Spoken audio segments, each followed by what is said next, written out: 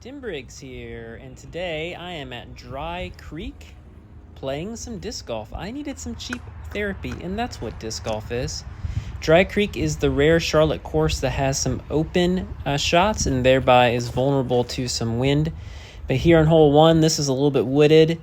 It's a short par 4. I hit a tree there. I have a nice little forehand upshot, which gave me a lengthier circle 1 putt. This is probably the shortest basket in Charlotte. Like, it resides a foot off the ground seemingly. And I'm able to take the birdie. On to hole 2. I'm playing the short tees here. I think the red tees. This is like a 220 kind of shot here. The red tees on this course are a ton of fun. The tee boxes themselves are really short. Like, you have no run up. And so that plays into some of the math you do on some of your shot selection. So I'm 2 under through 2. This is a new hole that's been created. It is picturesque. Again, you have very little run up. You need to get a shot below that limb hanging out there, and then it's kind of up into the wind, and it does what it does. This disc does what I want it to do, which is park it. That's fun. I think this is the first elevated basket I ever saw in disc golf. I was like, what is this thing? You can do that? You can do that. 3 under as well. Through 3, you can do that too. Hole 4, I'm not sure how far this is. It's uphill. It takes a full chuck on my backhand. Again, my backhand's not very good. But I put that up there. Gave me a circle 2 look. And woo! Circle 2 putting. Heating up. 4 under. On to hole 5. This is like a 230, 240 kind of hole. I'm trying to do a hyzer flip up crave. Just didn't push it far enough. Getting no ground play because the grass is super long. And there you go. 5 through 5. I mean, these aren't super hard holes, but nonetheless, I'll take it. This had some interesting play at the basket there. 5 under through 5 onto hole 6. Again, another kind of 240 kind of shot. A lot of wind out there. I played the right disc, but I didn't account for, again, the short run up. So I was a little bit short. Another circle 2 putt, and boom.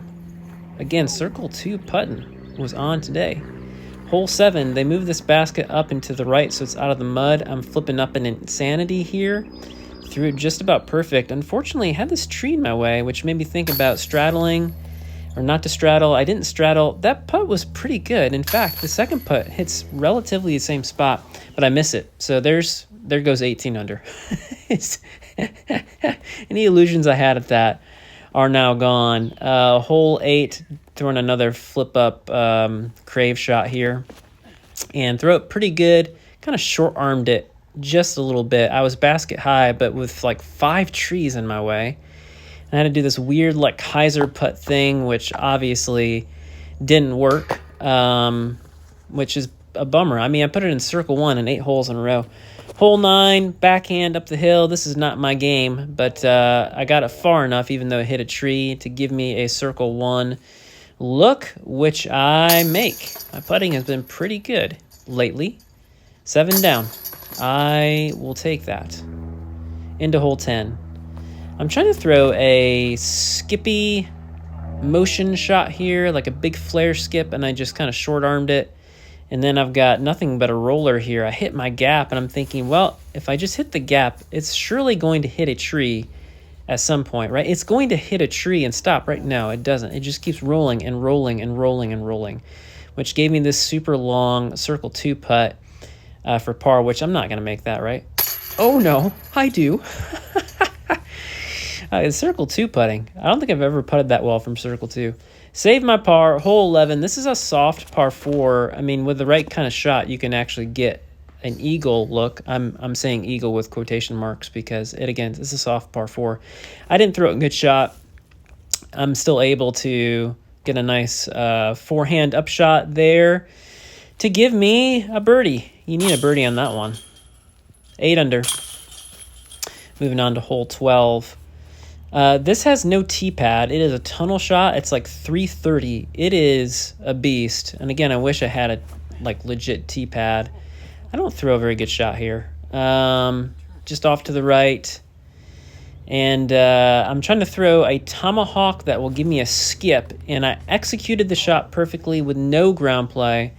Left this for circle 2, about a 95-footer, which, man, I give it a run, but just not enough. So I bogey, back to 7 under. Hole 13, throwing up the hill. I needed to hyzer this more. It went too straight. It needs to go to the left. Got a weird anhyzer, lengthy circle 2 putt. I did the best I could. That's par town. I love this hole. Hole 14, if you can flip up a forehand, get it to push, and then fade, it is a... You could eagle this hole. It's downhill. I turned my first one over. This was a second shot or a third shot just for funsies. I hit that gap really well. Unfortunately, that hit a really, really, really late tree, or else that would have been out in the opening. Unfortunately, I play my first shot here, and I do my best. I gave myself a circle 2 look for birdie and just didn't do well with that. On to hole 15. This is another one which is a fun shot to flex over a forehand. Turn that one over again. Too much. Too much in that wave. I actually think I got a little bit of a cut roll back into the fairway. But it's really hard to get to the basket from this position. And I do my best. Again, give myself a circle 2 look. It's just too far, and that was not a good effort. Hole 16 is a fun hole. One of these days, I may ace it. This is a forehand flip-up crave. Pretty good shot. Flipped it up a little too much. Again, no ground play out here. This was a makeable circle 2. And I missed it. I'm human, apparently. I'm human. Hole 17, again, I wish the tee pad was longer. You can go left or right. I'm throwing a backhand, and I threw it just about as good as I possibly can. I got it around the corner. I gave myself a long circle 2 look, just a little bit too long for me to be able to actually make. To hole 18, a great backhand tee shot. You're throwing a little bit downhill. I flip this guy up. It pushes straight, and then it fades down into the left, kept it in the fairway. That's a really good backhand for me. I'm flexing a forehand over here, and it just couldn't ever come back. And so I'm left with a circle 2 putt to end my round. Is there any magic left in this putter? Oh, there is. And folks, you're about to see it. Enjoy. That was the magic I have for you. A really terrible putt. But you know what? That was a good front 9. Not so great back 9, but disc golf is still fun.